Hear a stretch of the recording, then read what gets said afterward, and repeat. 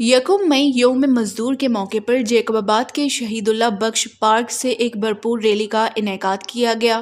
Rally کی قیادت رحیم بخش بروئی، شاہ نواز منجو، نذر محمد بروئی اور ضمیر احمد لہر نے کی۔ شرکاء نے ہاتھوں میں بینر اور پلے کارڈز اٹھا رکھے تھے جن پر محنت کشوں کے حق میں نعرے درج تھے۔